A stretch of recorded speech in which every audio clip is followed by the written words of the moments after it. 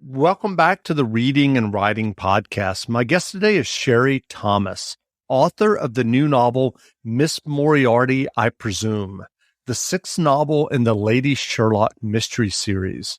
Sherry, welcome to the podcast. Thank you very much, Jeff. Thank you. Well, if someone hasn't yet heard about your new novel, Miss Moriarty, I Presume, how would you describe the novel? And also, how would you describe your Lady Sherlock mystery series? Sorry. Not a problem. You all right? Yeah, I'm fine. Okay. Talking too much also would also make me cough from time to time. So the Lady Sherlock series is a historical mystery series that has for its central conceit the question that what if the fictional Sherlock Holmes, his adventures and memoirs were actually inspired by the life and deeds of a woman, a Victorian woman named Sherlock Holmes. So we asked that question, and everything that followed through was kind of the what was for me the logical outcome of asking that basic question. What if someone with the mind and the temperament of Sherlock Holmes was actually born a woman in the time he lived? And we've had 5 books, and book 6 has just come out, and I don't know much about any story or series going into the writing of it, kind of like I discovered as I write it. But one thing I did want to know was that I didn't want to get rid of my Moriarty too early. So to that end, I didn't even bring Moriarty on screen too early. So this is the first time he comes on stage as a major character. But I also didn't want him to bring him in immediately as a challenger to Sherlock Holmes, as a obvious adversary. The entire series has taken place against the backdrop of the shadowy Moriarty and his organization, but I didn't want the empathy to be too open, and so I thought, it'll be fun if he actually came as a potential client, someone who, like anyone else, comes to Sherlock Holmes, aka Sherlock Holmes, looking for help.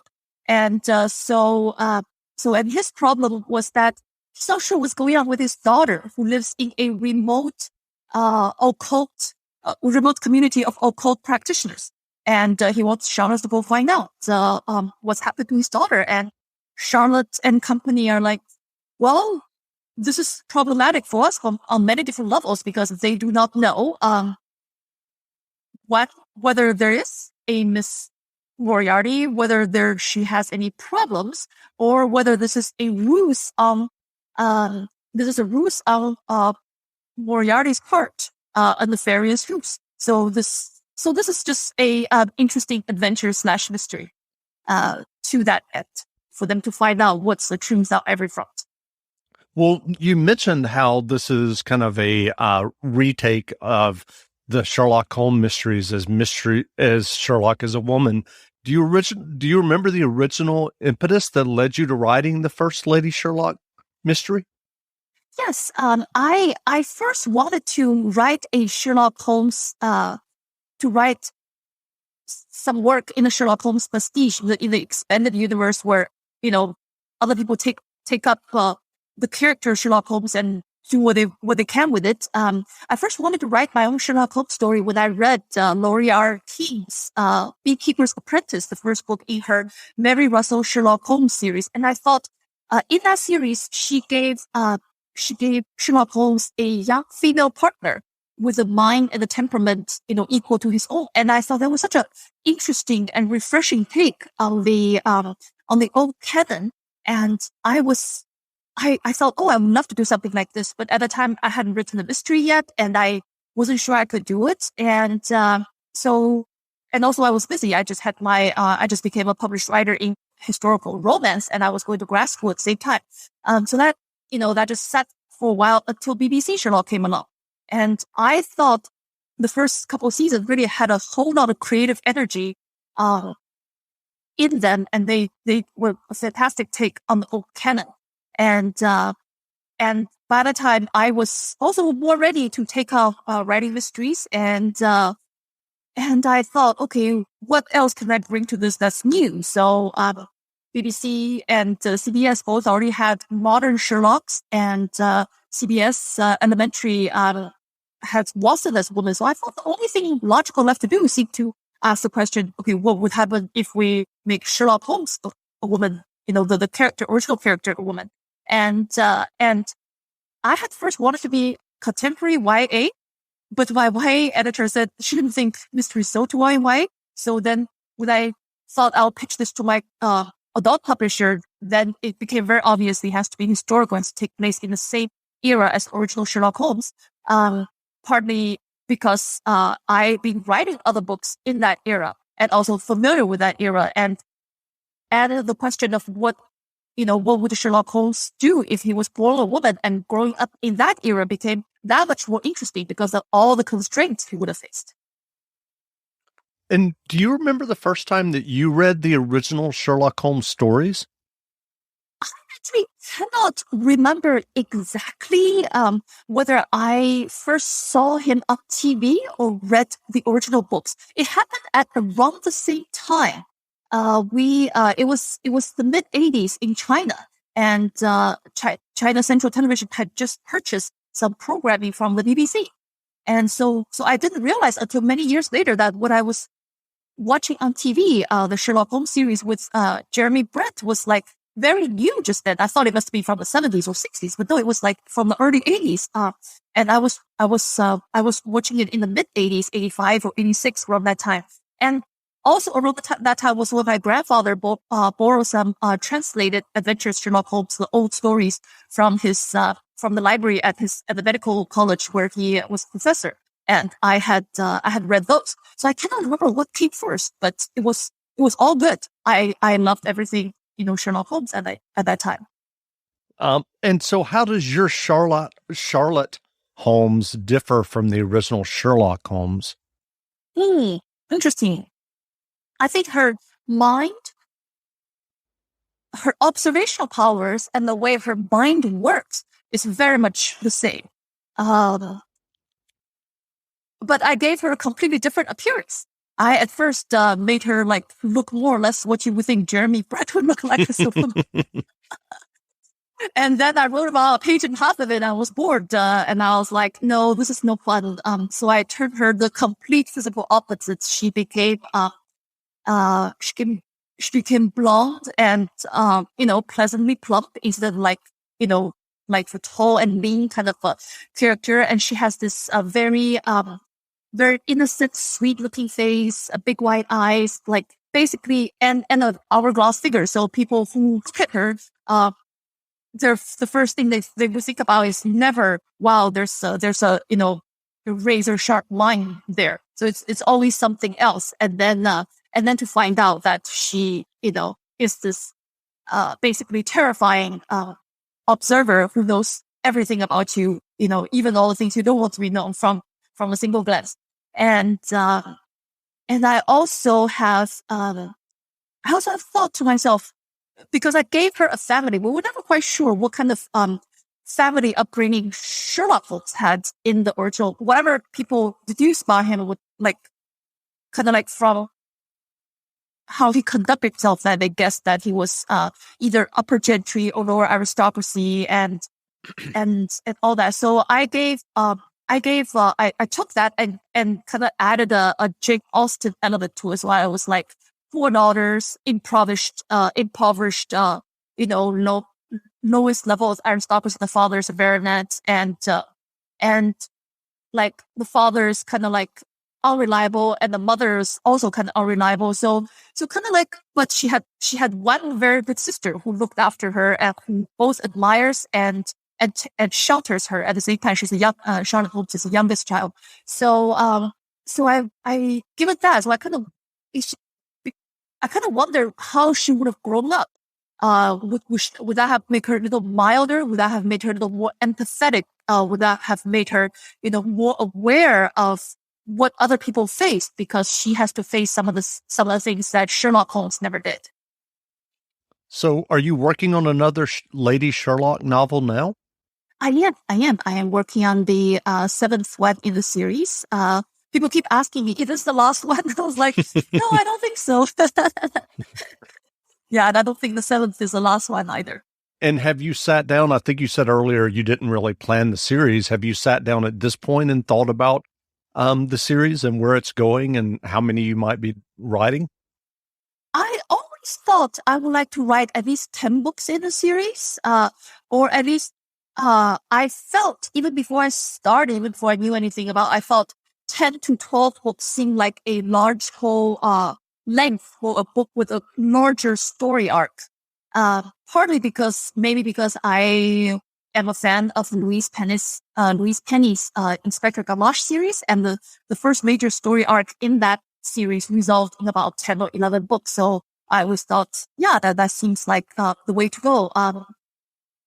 And mostly the way my stories string together is in the writing of each installment. I try not to say too much about what each character is or isn't beyond what's necessary for the current story. And so that as each story adds up, we can discover more about their past and more about what could be happening to them now. So it's really built brick by brick. But I have a general feeling of what should be there and what doesn't need to be there. So it's kind of, yes, we're driving in the dark, but we have GPS. So you talked about growing up in China and reading the original Sherlock Holmes stories in Chinese. I'm curious, what was your initial writing journey that led you to writing and getting your first novel published? Because obviously you're writing in English and you're being published by American publishers. Can you tell us a little bit about yourself and what led you to writing? Yes. What led me to writing was a singular event. Basically, it was the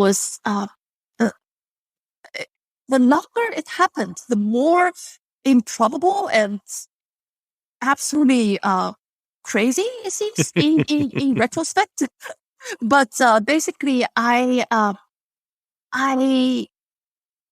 think the last time I thought seriously of being a writer, and I'll tell you what it was. I was in fifth grade, and I thought fifth or sixth grade, and I thought maybe I would like to be a writer of children's literature. Basically what I was reading at the time, children's literature, and I'm not sure that lasted very long, because I was also thinking of becoming an astrophysics physicist at the time, and it turned out I didn't like physics as much as I thought I would.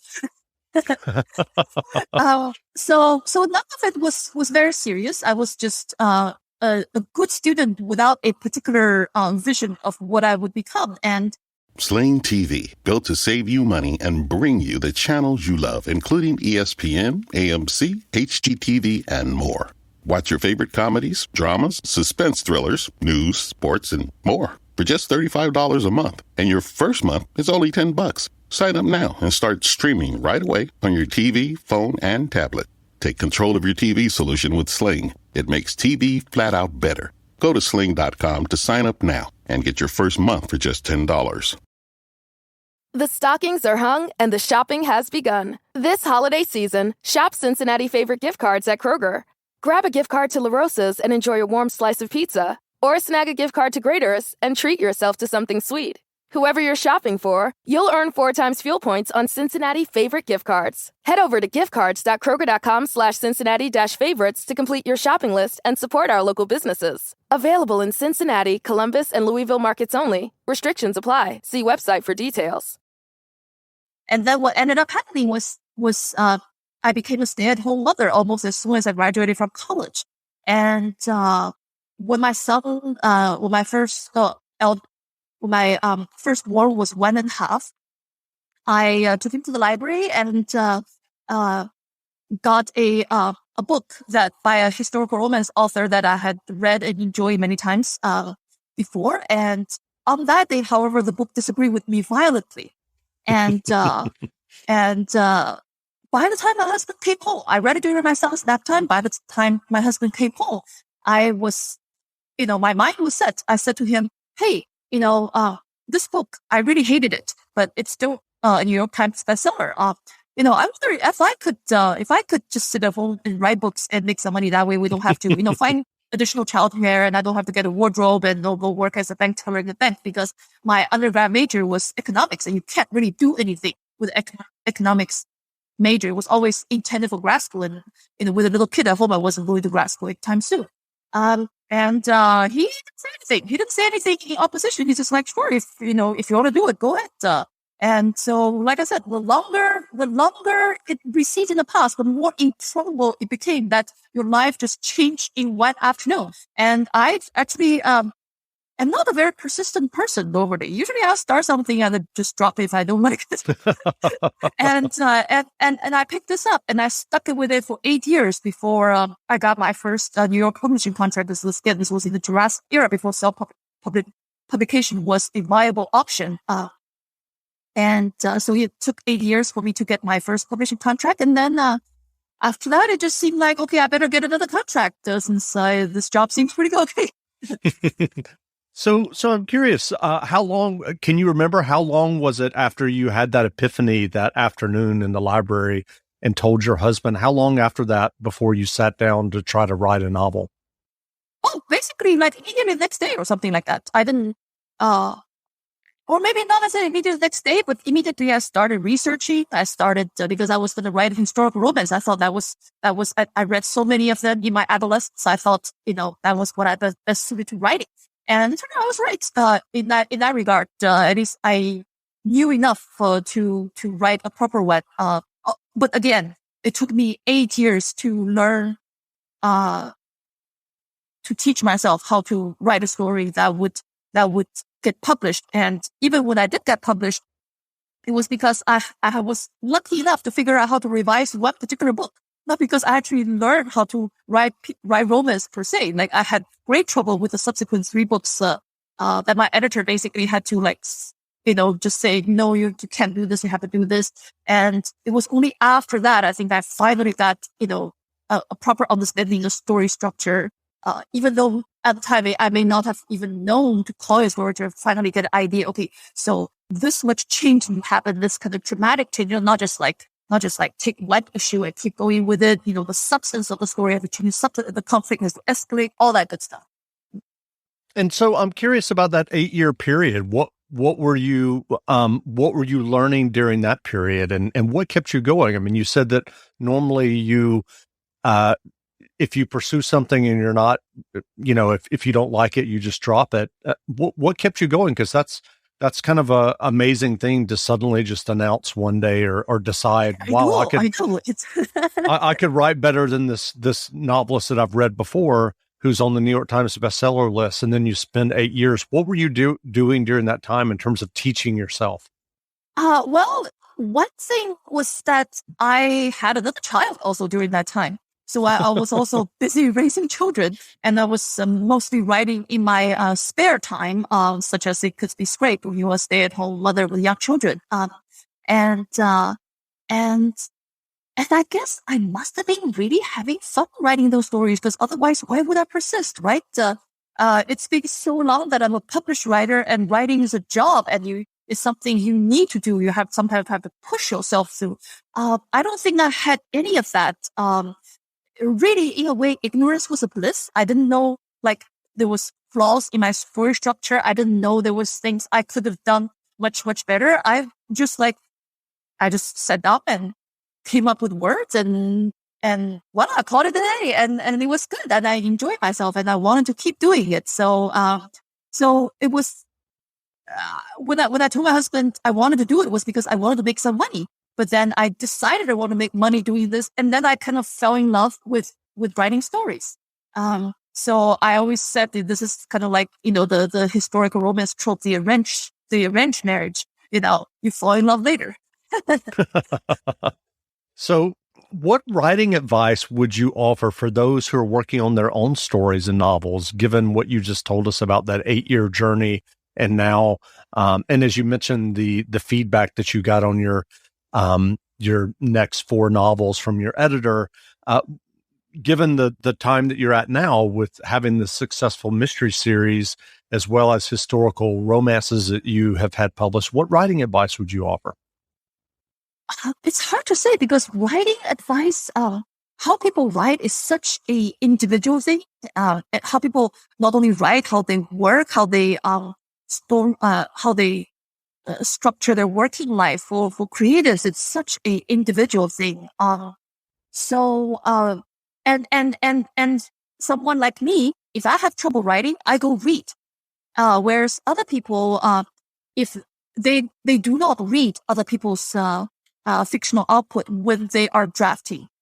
So it's really hard to give like generic advice. Sure.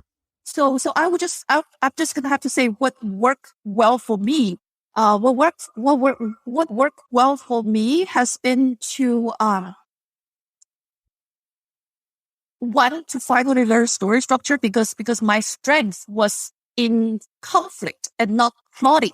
So when I finally figure out, how the plot needed to move in combination with conflict, that's when it became much easier. That's when I no longer needed to throw away whole drafts of novels and start from scratch. And another is for people to basically become confident in themselves.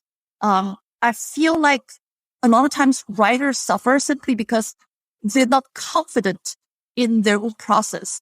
My process is messy, but I'm okay with it. And like, it is what it is. I do not have story vision to know what it is from the beginning, everything from the beginning. So I have to write, several exploratory drafts to reach the end. And then I have to bulk this draft up. And that's just my process. It's not good, but it works.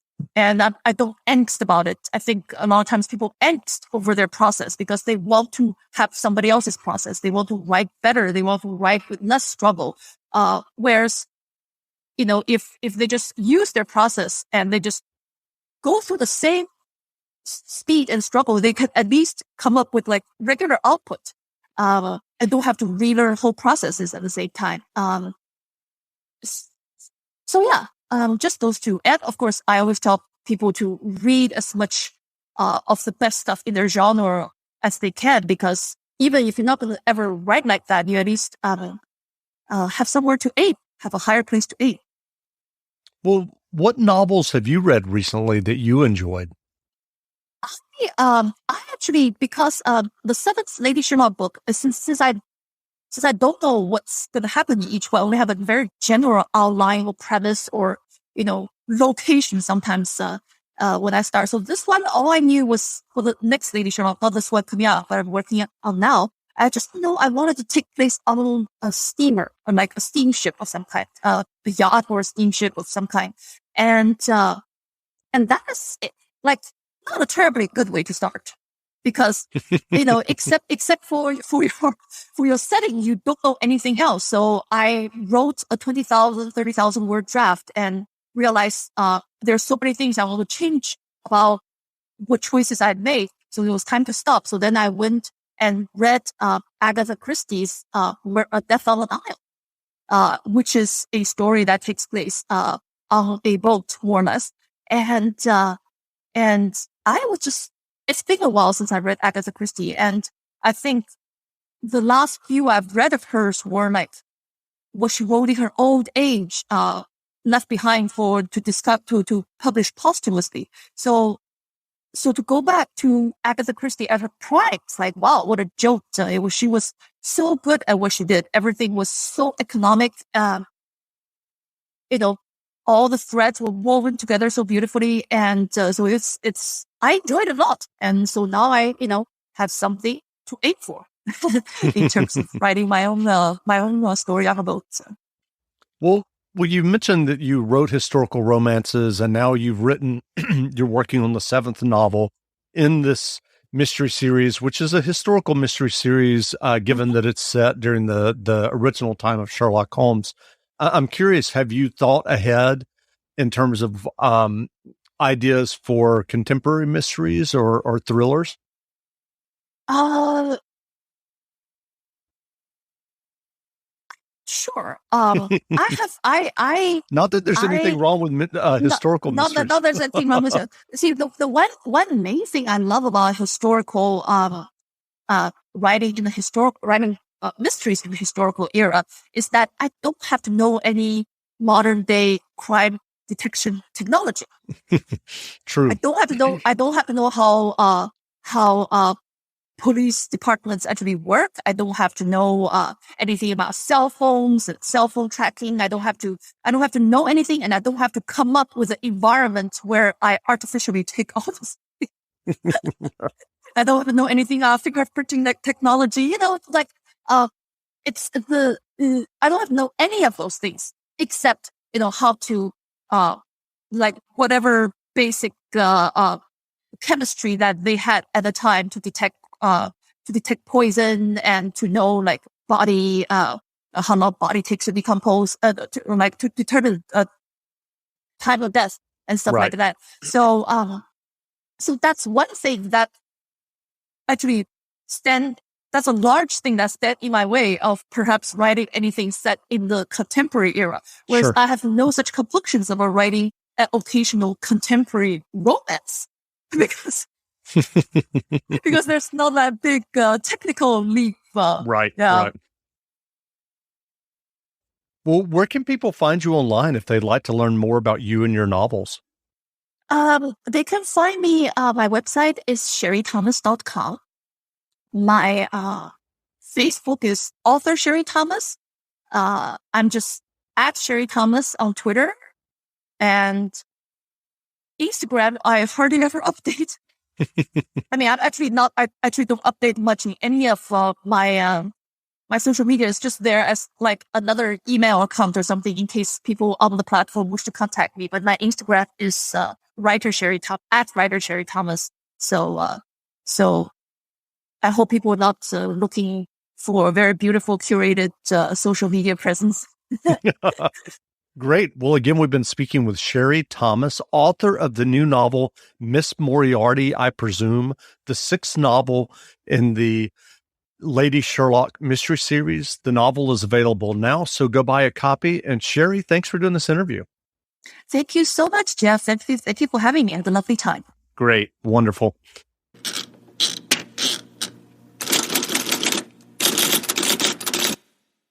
With MailChimp, you get a whole lot more than a URL. You get an all-in-one marketing platform to help drive sales. That means you can connect your data to make more informed, smarter decisions. And you get powerful automation tools like our Customer Journey Builder to ensure you never miss an opportunity to turn shoppers into loyal customers.